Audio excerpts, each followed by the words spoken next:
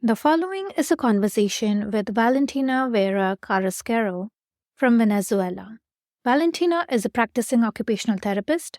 As a student, she co-founded the Latin American OT Student Association and served as the first vice president. Currently, she works in the private practice sector and directs 2 pediatric OT clinics. Let's welcome Valentina and learn all about occupational therapy in this country, which is home to the world's largest waterfall, the Angel Falls. Occupational Therapy Around the Globe series is created with an intention to foster global communication in the occupational therapy world. Each episode will feature a guest or delegate representing their country. The discussions are purposefully driven to understand occupational therapy from the country's perspective, specifically surround the topics of history of occupational therapy, the awareness levels in the country, what does OT education entail, the licensure, scope of practice, the current situation of the profession in the country, and future of occupational therapy.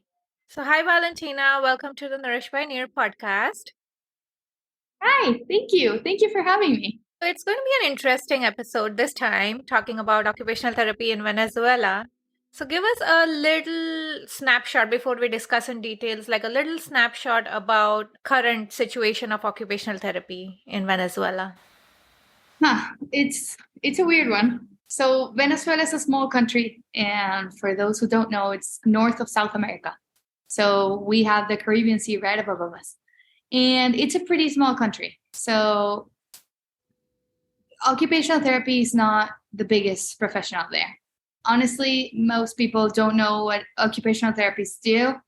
And most occupational therapists, or that I know, work in pediatrics as I do. So there's not a lot of ergonomic space or people who work in, I don't know, mental health or adult rehab. There are, but there are not as many as in pediatrics.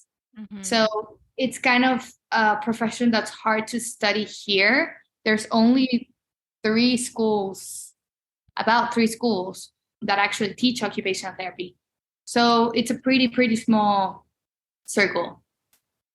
Sure. Okay. So like when you started studying about occupational therapy, or maybe a few years back, if you recall, what changes have you seen in the awareness levels of people knowing about occupational therapy, then versus today? Honestly, I think I can only talk about what I see in pediatrics because that's where I work at the moment. And what I can say is that I think that people nowadays are more aware of what occupational therapists can do. Mm-hmm. So, for example, we always joke that my siblings and I would have benefited from going to OT when we were little. Yeah. And we never did because it was not a thing. So when I was little, occupational therapy was not as prominent as it is right now. And I think that something positive that's happening is that a lot of people are actually understanding what OTs do and kind of like incorporating them into their daily lives. So just like they're aware that we exist and they're aware that we can help. So yeah. I think that in a good way, we're just kind of like showing up now, and people are actually, they have us in the back of their minds, and they refer to OT more than they did before. And I, for one, I'm a person who would have benefited from OT when I was little. I was so hyperactive. Like the perception is changing, like towards the therapy. It's like it's perceived as good to have. It would have been really good if we received the therapy versus, oh my God, my child has to go through therapy. Kind of. Well, because I think it's shifting from like a medical point of view toward I can help you point of view. So just like such as counseling is doing. So people nowadays actually go to counseling and go to therapy, and they're open about it. I think that's happening here too. So people are not hiding the fact that their kids need to go to therapy. Mm-hmm. They're just like acknowledging it and understanding that it's just to help. Like it's not something bad at all. Right. Yeah. It's something really good. Mm-hmm. That's really good. So how about the history of occupational therapy in Venezuela? Like when and why did it start, first of all, in the country? Yeah, well, the thing is that we don't have a lot of research that's actually been done or documented, or not that I can access online. So I didn't go to school here in Venezuela. I went to school in Colombia. So Oh, when I was in school, I learned about Colombian history, not Venezuelan history. But okay. for what I can, what I can read and what I can understand, it's pretty much, it's very similar to Colombian's history. So post World War II, the world was in a state of crisis. A lot of people needed help. A lot of people had lost unimaginable things, and they needed a new professional to actually help with like all these things that we call occupations. Mm-hmm. Looks so different from person to person. Yeah. Well, they just started incorporating what OT was in the US. So basically, somebody from the US came to Venezuela and kind of like started talking about OT, and that's how it all started. And we have a very important American view of OT, even though as the years go by, we started to Latinize it. I think our starts were very much American based. Okay. So you mentioned that you studied from Colombia and you were born in Venezuela? Like Yeah. did you live your life in Venezuela? Okay. So how did it occur to you to study occupational therapy, at the time? Well, I was born and raised in Venezuela. I went to high school here. And when I graduated high school, so my mom is a speech therapist. And Okay. she brought me to her clinic when I was around 16. And she showed me what an OT was doing. And I was like, I want to do that. That looks like so much fun. Yeah. And while I was in school, she did the sensory integration first module in Colombia. So she, as a speech therapist, could do that first like theory module. Mhm. And she came back and she's like, I learned about this thing called sensory integration, and it's so great and it makes so much sense. And I Yeah. was like, I started reading, as a 16-year-old, I couldn't understand much, Yeah. but I could know it looked fun. I didn't know how complex it was, but it looked fun. Yeah. So my mom and I discussed me going to OT school. But while I was graduating high school, there still is, but there was a very, very like dangerous moment in the country. So there was a lot of violence in the streets, and people were getting kidnapped and people were getting robbed. Like you were driving your car and somebody would just like park their car right next to you and ask for your cell phone and just like take it from you. Was it So like because of the crisis in the country or? yeah, so that was like the peak of violence, and people were, so there is a huge crisis, economical and a social crisis. But at that exact moment, people did not have jobs and they needed money to survive. Yeah. So what they did was kidnap people and ask for ransom, or just rob people and sell whatever they took. So at that moment, my parents were like, you cannot go to school here because it's way too far away from our house. And I don't want you driving such a long distance by yourself every single day for 5 years. It's just not reasonable for us because we're so scared that something could happen. So we started talking about the possibility of me going to this school, like where my mom did the first module of sensory integration, which was called the Colombian School of Rehabilitation. So we went to visit it, and I thought it was so beautiful. And I really liked the fact that it was a small school. They only have OT, PT, and speech therapy. And I was like, I think that's such a good thing for a university to be that specialized, because I know that we're going to get like a good education because that's what they do. Like they cannot do anything else. Yeah. Like I felt so good, and I don't know, I had like good vibes going there. So my parents and I decided that for my sake and their sake, I would just go to school in Colombia. So I moved. Okay. And I was there for 4 years, well, 3.5, because my last semester was done abroad in LA. But yeah, before that, I was in Colombia, and I loved every second. Oh, interesting. Interesting journey to pursue occupational therapy. Yeah. So, because you mentioned crisis, and Venezuela is still in a state of crisis as such, from an OT point of view, what has been the impact of the crisis on the country? It's been huge. It's rough. So what's happening right now is that we are living two different worlds within the same country. So we have people who drive Ferraris and go to restaurants every single night and spend so much money. And at the same time, we have people who cannot, for the life of them, buy food, like basic food to survive for their kids and for themselves. Mm-hmm. So we have those like different worlds, and I'm trying to kind of give back and just help as much as I can. So right now I am supervising a clinic who we provide services for people who are in kind of like this social economical status of crisis, where they cannot afford to go to therapy, or they cannot afford to give their children like basic services, basic things. Yeah. So we try to give it to them at a lower price, which is hard because the clinic cannot survive with such low prices because everything else is so expensive. Inflation is ridiculous.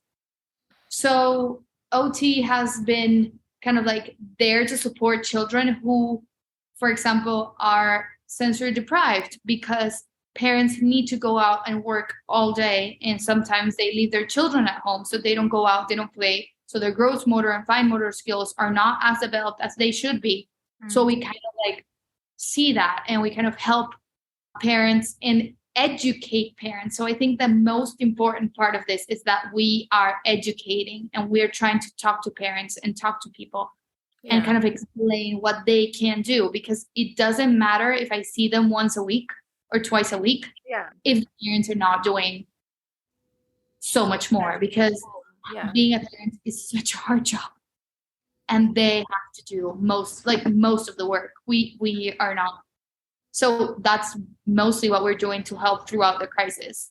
Yeah, and it's difficult because if both parents are working full time to earn money, and then, they have to manage kids at home and provide relevant strategies. So it sounds like it's been a tough time that, everybody's going through. And it's been like this for such a long time. Like we survive, like we can, but very little people are actually like thriving. Like we cannot get, for example, myself, I cannot get a credit to buy a car because inflation is so high that banks are not giving credit because then I would have to pay like so much more money than I actually borrowed, because inflation just like goes by so fast. Yeah. So like all those kinds of things that we don't even think about on our daily basis are actually happening. Yeah. So are you seeing any health patterns or any health trends because of the crisis? I'm assuming maybe malnutrition or developmental delays, as you touched upon it a little bit already. Yeah, we're seeing, and we're also seeing a lot of children that are like in the spectrum. They're autistic, and these kids that could actually have such a good prognosis, like they could do well, they don't, because they haven't been stimulated much. So we see like all these kids that maybe if they had been seen in time, like if they had come in sooner, maybe we could have done something. But once they're like 14, 15, like we can only try and teach them how to compensate. But like if they had come in when they were 2 or 3 years old or even younger, maybe we could have done something, and we're seeing a lot of malnutrition, and we're seeing a lot of children whose parents don't know how to play with them, or they don't know how to stimulate different abilities. So these children are actually not being like their potential is not tapped at all. Yeah, because maybe lack of opportunity or not getting enough time to play or getting those purposeful activities to play. Honestly, I think it's all of those. And I think it's also not knowing, like parents are not informed. And that's a big thing. Like, even because when you teach parents and when you have, like, it doesn't matter if they don't have the opportunities to go to a park, but parents can do something inside their homes. Like, I don't know, let's do something within the bedroom or within the living room. We don't need a fancy park. Yeah. But we need parents to understand what they could do. So are there any steps being taken, in the pediatric sector to increase that awareness levels, or maybe giving some, education-based presentations or things like that? I can speak for where the places I work, because the public sector in Venezuela is not great. So there's not a lot of things being done by like the government, because we don't have resources. So people don't want to work for the government if they cannot get paid enough. So everything that's being done, or at least where I kind of work and move, everything is done by private clinics, private hospitals, and there's a lot of things going on, kind of like trying to teach people. Also, we have to acknowledge that social media is actually a huge help here. So you don't need to have access to a big university library, or you don't need access to a computer. If with your cell phone, you are able to access content. And so that's a good thing. Like, you can follow 1 million accounts that teach you different things. So that's a very good thing. But I don't think that's a Venezuela thing. I think that's a worldwide thing. Yeah. Yeah, but it still helps Venezuela a lot in that way. So coming to different practice areas and models of practice in the country, as you mentioned, it's mostly based on private practice rather than having government-run programs. Or are there government-run programs as well? Honestly, not that I'm too aware of. The thing is that because I went to school in Colombia, most of my experience, like with field work, or was in Colombia. Like, it wasn't here. So it's hard for me to tell you if there is or not different programs. Not that I know of, but maybe people who go to school right now, they do field work in different programs, and that actually exists. But for me, for where I work and what I see, that there's not as many programs out there as I wish there'd be. You did mention that pediatrics is a heavily focused area in Venezuela, but are there different areas of practice, like neurological rehab or orthopedic rehab? Well, the thing is that as I was doing my research, I realized that there's actually a whole profession about prosthetics and orthotics. Yeah. So I am not too sure if OTs do that as part of their job here, or if you have to go to school for like a whole prosthetics and orthotics degree. Right. As for other areas of intervention, I know that mental health also has, like, there's practice in mental health, because I did give a talk at the university hospital, the public school university hospital, about what OTs could do in the mental health area. And this all started because my uncle is a psychiatrist, and he was like, the OT just goes and does arts and crafts. And I was like, there's so much more. Like, so PTs were going into clinical case studies. So they were going into case studies and they were talking to doctors and talking to other people about these patients, and OTs were not. OTs were waiting outside of the room. And I was like, why? Why is that happening? Why are PTs going into those rooms and OTs aren't? And my uncle goes, well, because we didn't know OTs could go. And I was like, what do you mean you didn't know? And then he's like, well, the person who works here, they do arts and crafts. So it's not very clinical based. And I was like, I totally get it. I think there's a gap about the knowledge transfer. It's so frustrating because there's so much we can bring to the table that PTs cannot and that doctors cannot. Like there's so much more to just do arts and crafts. Like arts and crafts have, they have a reason. Like they're being done for a reason. It's not just to spend time. Like it's meaningful. And there's targeted activities behind it, targeted skills that we are trying to develop. And I was like, and it's not only art and craft, like that then can translate to getting dressed, and it can translate to living a more meaningful life. And then my uncle was like, I cannot believe this. And I was like, I cannot believe that somebody's an OT and they don't say this for themselves. Like advocating for one person is so hard when you have a room full of doctors and PTs and people who think that all we do is arts and crafts, you know? Into the hospital, and I did this talk about all the things we could do and like all the assessments we can perform and how we can actually analyze things. And they were like, and I was like, you have OT here. Like, I just don't get it. So I think that's getting better. And then I did another talk about OTs in eating disorders. And it was amazing to talk to all these young psychiatrists and nutritionists and dietitians about, balance.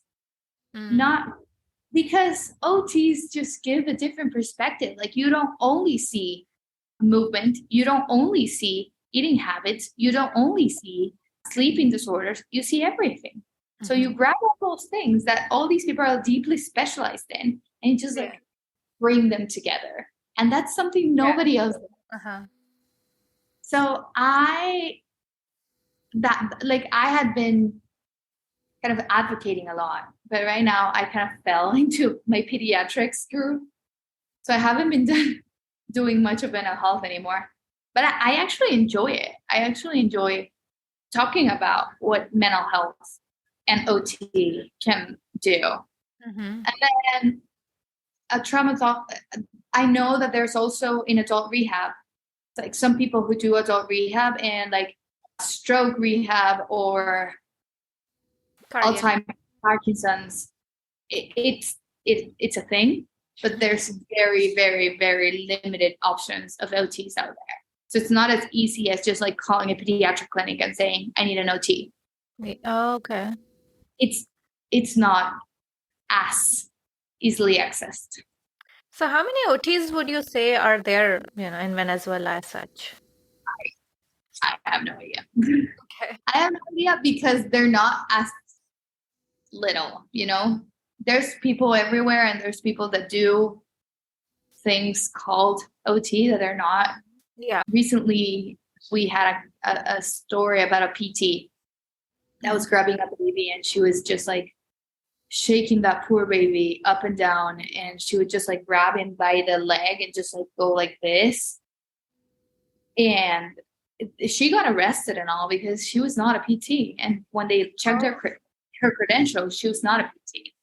So like we see that because, well, I think that's present everywhere. People who say that they're something when they're not. Yeah. How many universities you said there are? Like 3 institutions in Caracas or around Caracas, because only one of them is like actually in Caracas, but like close by there's only 3. There's not more than that. And I'm not too sure if like in other parts of the country you can actually study OT.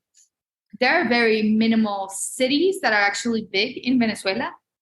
So it's not like in the US that you have all these cities that are huge or in India that you have like all these places that are so big and they look like little countries itself. We have like, I would say 5 to 6 big cities, and then we have small towns.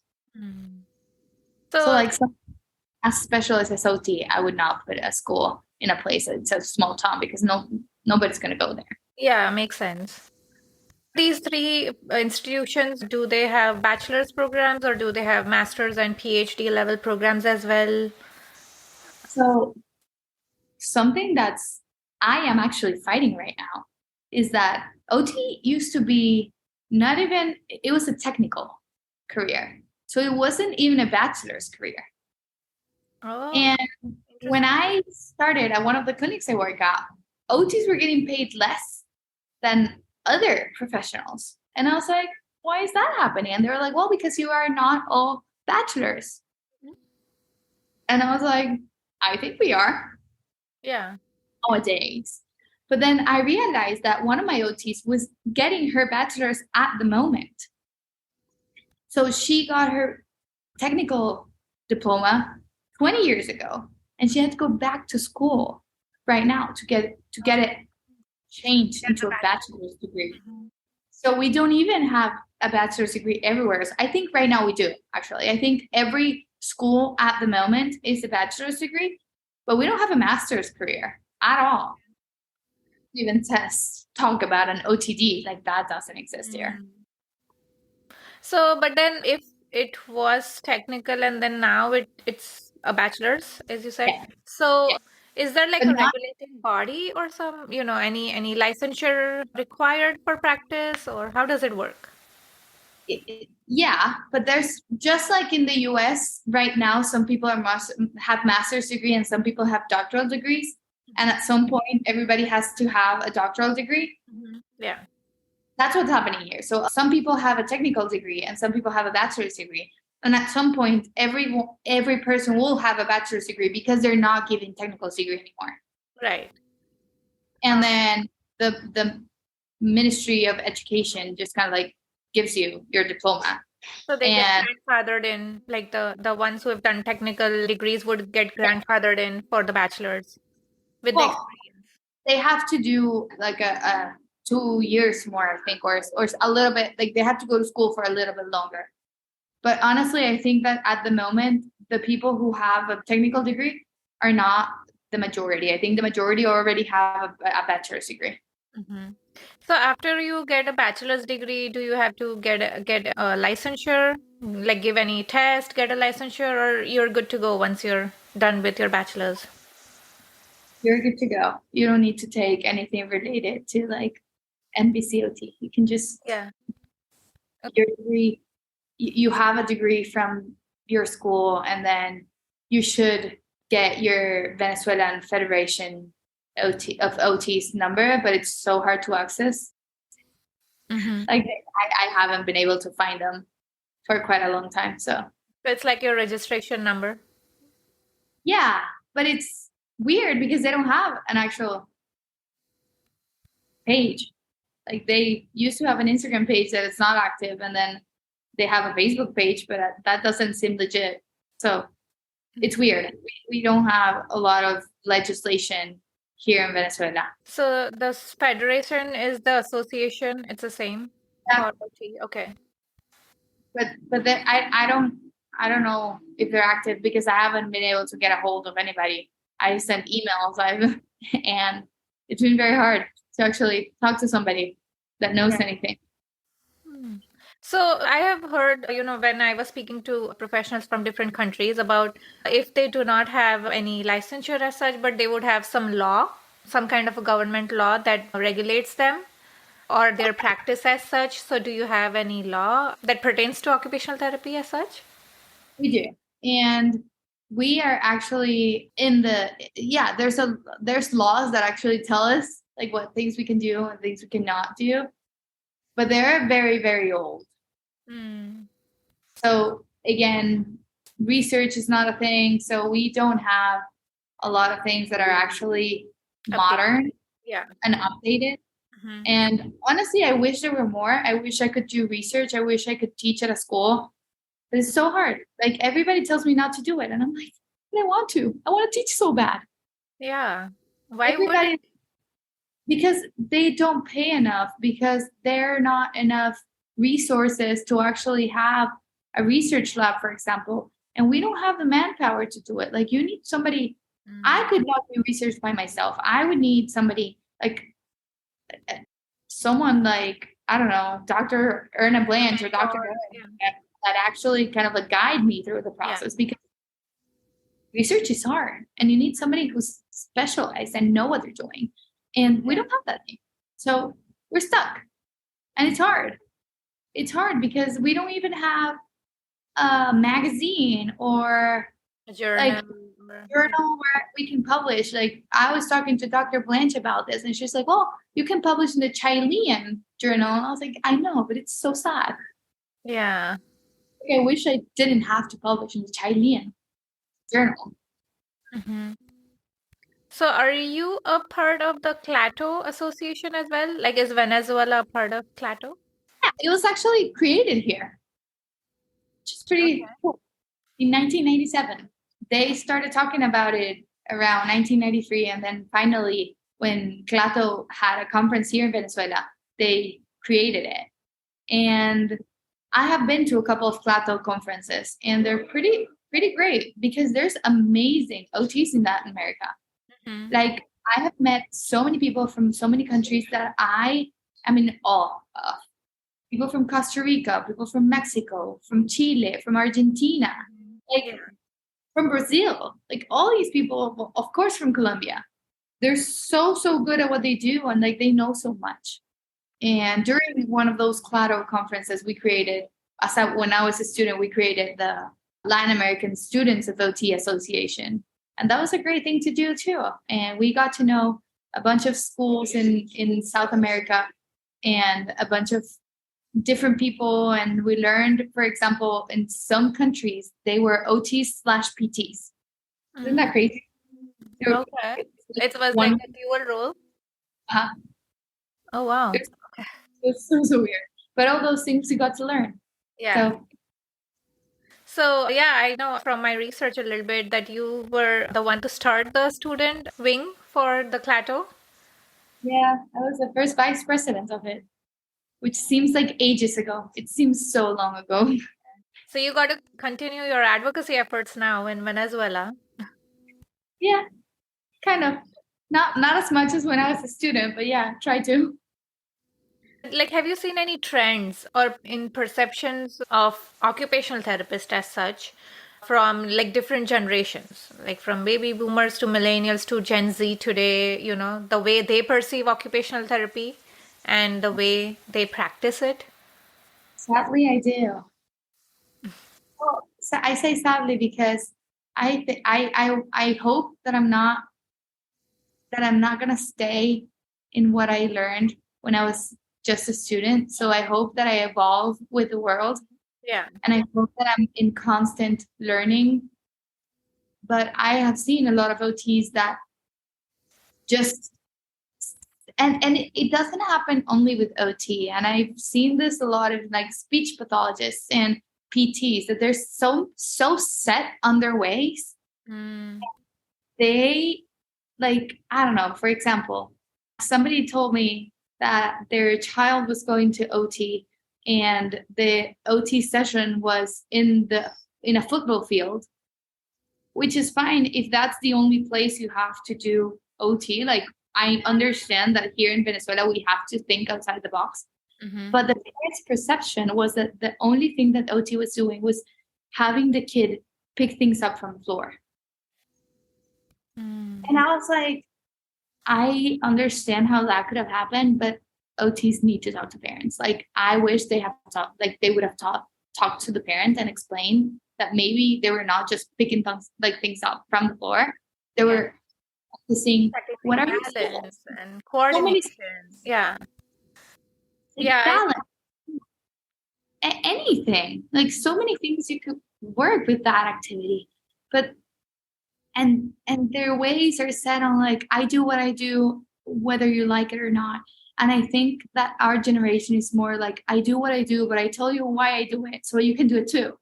Yeah. So I do think there's a difference here in Venezuela, because people that taught me in the US are not like that at all. They're the ones that are actually teaching all these courses, and like they're actually the ones innovating and changing their ways, and they were from another generation. So I honestly hope that I stay kind of like on that track of constantly pushing myself and learning more. Mm-hmm. And adapting. Yeah. Mm-hmm. And children nowadays are not the same as children when we were little or when our parents were little. So Yeah, for sure. Now, a few questions about your point of view. Tell me about how is a Venezuelan occupational therapist different from an occupational therapist from anywhere else in the world?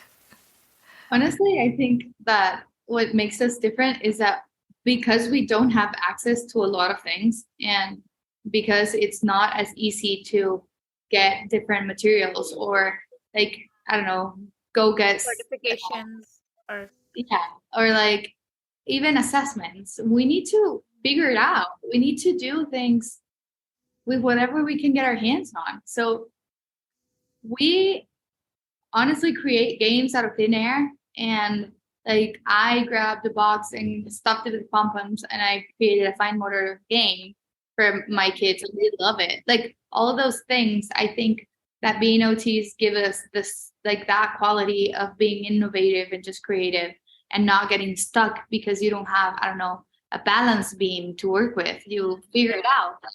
You don't have, I have one swing. That's it. That's all I have. yeah. And with one swing, I do all my different activities with all my different kids. Like I make one thing, one swing work for all my 30 clients. Mm-hmm. Yeah. Not all of them have the Yeah. same goal. They have different goals, all of them. Yeah. But with one swing, we can do different activities for every one of those 30 clients. Yeah, and that's interesting how you touched on the subject of using it as a tool and then building activities to build different skills as such. Exactly. So, it again ties into the point of do not see the activity for what it's being done for. There's much more behind it, the reasoning that goes behind forming the activity. So that's Yeah. interesting. I think that OTs from other parts of the world that have access to anything that they would ever want don't develop that skill as much as we have to. Like it's not that we want to, it's that we have to. Yeah, and I mean, whenever you're challenged, something new comes out of it, right? So maybe that challenge of not having access to enough resources sparks more creativity and innovation in OTs there. It's outside of our comfort zone. Like my therapy gym is very small. It's not as big as any therapy gyms I have been anywhere else. But it's what I have. So that's what I have to make work. Yeah. Yeah, it reminds me of when I started my first early intervention clinic back in India. I had such a small room, and I was trying to do everything in that single room, and you have to manage. You have to change every single time. You have to change the whole room for Yeah, for every student that enters in. So, exactly. You just have to make it work. That's what you have. That's what you're gonna work with. yeah. So that's good. So, what changes do you see or do you wish Venezuela should go through, on the OT front to like Honestly, develop it, develop the profession for future? I wish I wish it was more accessible. And it's hard because this is not an OT only thing. So it's a medicine thing, it's an OT, a PT, a school thing. Like nothing is as accessible as I wish it were. So Accessible as in terms of getting the education?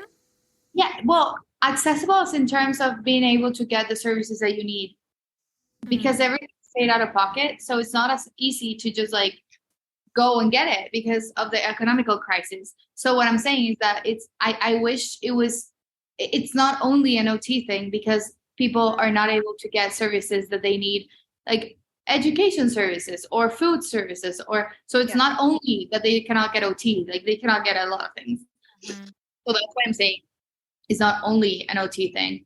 Mhm. But I also wish OTs were more recognized and that we had like bigger, I don't know, research facilities or ways of innovating more accessible to us. Like that, if I wanted to do a research study, that I could get affiliated with a school and just do it. Like it doesn't happen here. So like that's the biggest thing I think we're missing. I think research is our biggest fault right now. So yeah, and maybe I think it also ties back to like having more programs. Yeah. If you have more programs, you will have more professors or mentors for research as such.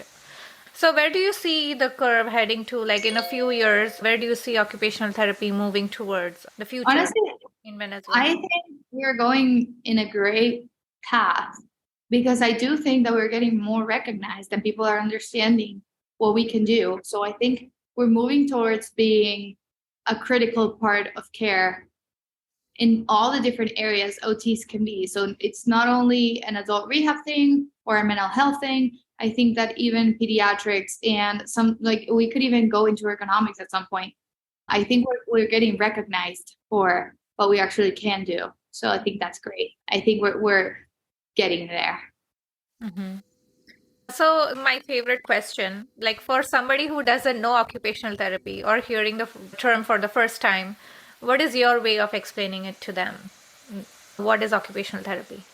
So for me, occupational therapy is just like a way of seeing a person as a whole and not only like different sides of them, like mobility or if like their feelings. So if you think about PT, you think about somebody moving. If you think about psychiatry, you think about mental health or like depression, anxiety. If you think about nutrition, you think about food. And if you think about, I don't know, all these things, like you can always, like speech therapy, you think about somebody talking. Mm-hmm. But then you think about OT and you think about all those things that I just said in one person. And I think that's what OT is, just looking at people holistically and just like realizing that we are more than just one thing. We're like a compound of different things. And OT can work on all those different things at the same time to just make a person happier. That's my take. Like I just work to make people happier. I think people need to be happy because if you're not happy, where are you living? Yeah. That's like, I think that we should just like strive towards being happy every day. And that's what I do with my work. Make them more successful in their point of view on, what their priorities are. And that's Like what makes them happy in a way. if for them happy is being able to get dressed, then that's what we're going to do. If for them happy is being able to move freely and still pay attention to what they're doing, well, that's what we're going to do. Like, Yeah. we are not restraining anybody. We're just like kind of like listening. And I think that's the biggest thing. We have to listen. Mhm. And then we don't get to decide what we're going to work on for people. People decide and we work. Mm-hmm. So I think that's what is the biggest take on OT. Like, Yeah, I mean, that's the core of the practice as such. It's people centered. Like they decide what they want to do with their life. Mm-hmm. We just help. And that's why I was talking before that we cannot decide for parents. Like we can only help them. Yeah. It's the same. Like parents decide what's best for their children. Yeah. So what would be your top 3 points about why should somebody pursue occupational therapy as a career? Okay, the first one is that it makes you so happy to see somebody like fully get a new skill or get something that they really wanted. Accomplishment, like accomplish something. Basically, because we're talking about meaningful occupations, like you're not going to help somebody stand on their 2 feet if they don't want to. Like you're going to get them something that they really, really want. And that I think is my number one. Like you just help people get what they want. Like you don't get what you want or what the physician wants or no, you get what they want. Like your client is your priority. And that's my first thing. My second thing is that is so wide. Like you could do anything. You could work with anybody you would like. Like you want to work with college students, you got it. You want to work with kids, you got it. You want to work with elder people, you got it. Like you can do whatever. Yeah. And I think that's my number 2. Like you can just do, like you can work with whoever. And that brings me to my number 3, that you work with people. I always say that I would never be able to work in front of a computer. Like I would not be that person who spends 8 hours in front of a computer, because I need human interaction. And that's one of my 3rd thing that I think people should go into OT for. Like you are gonna work with people all the time, and that just gives you a social body, component right? to it. Yeah. Not even social, because you're not completely social with everyone of, like you with your clients. Yeah.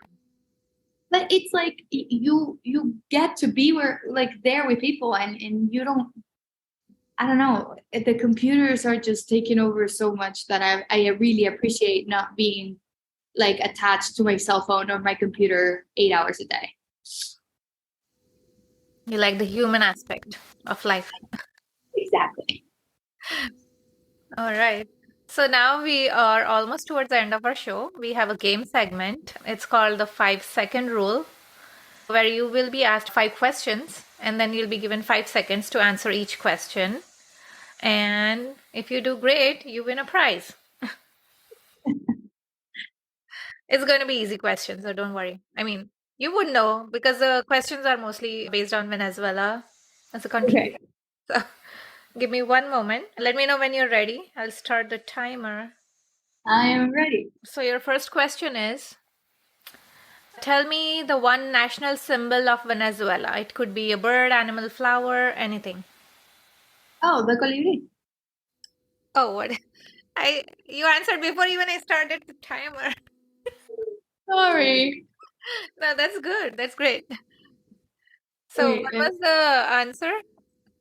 I'm finding the English name of what I said. Yeah. Was it a Wait. bird? Yeah. It's called It's fine. Turpial. Give me the Spanish name too. It's fine. Turpial. Gurupia? Gurupia. Turpial in English is Oriole, I think. I don't know. Blackbird? I don't know. I can't find it, but it's called Turpial. It's a bird? Yeah, it's a bird. Okay. Interesting. We'll see. It's super easy for you, I guess. So your next question is, name like 2 most popular food items in Venezuela. Arepas pequeños. Okay. So aretas, what was the second one? Arepas, I'm for sure. The second one could be pequeños, cachapas, empanadas. Okay. Any of them? Now you got to explain and describe to me what all these plates are. It's so good. So pequeños are like a little cheese stick with dough around it and then fried. And then cachapas is like a corn pancake filled with cheese. Okay. And then what was the second one you mentioned? Arepas are a corn dough kind of patty, and then you open it in the middle, and then you fill it with whatever. Like you can do chicken and avocado, or you can do I don't know, beans and cheese, or ham and cheese. Many things. Okay. If you're ever in LA, let me know and I'll tell you where you can go get arepas. They're so good. For sure. I'm gonna text you. Do. All right. So your next question: name 2 exclusive national holidays in Venezuela. Like some holidays which are traditionally celebrated in Venezuela. Yeah, well, okay. So we have a Carnaval, which is not exclusively Venezuela, but we celebrate it in the entire country, which is Carnival, Mardi Gras. And then we have Independence Day, which is, of course, Venezuelan. Yeah. Good. You're doing super great. All right. Your next question. Describe one tradition in Venezuela. So in December, during Christmas, we prepare something called hallacas. which are kind of like a dough made out of corn, and then we flatten it out, and then we put a little, like, kind of like a stew made out of pork and pork and a lot of vegetables.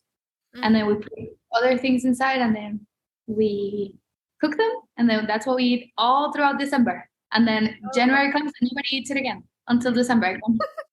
So do you like bake it, boil it, fry it? What do you do? So you put it in a plantain leaf, and then you put the dough on the bottom, and then you put the stew on top, and then you put 1 or 2 or 3 almonds and raisins and a piece of chicken and a piece of red bell peppers that have been previously cooked. And then you wrap them in, like, it looks like a little pouch like this.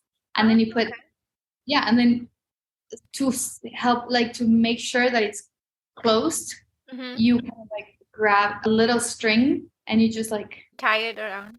Yeah, but it has like a very particular way to tie. I'm going to show you a picture. And then you steam it, you said? Or yeah, and then you boil it, and then you open it, discard the leaves and the strings, and then you eat it. So this is how it looks on the outside.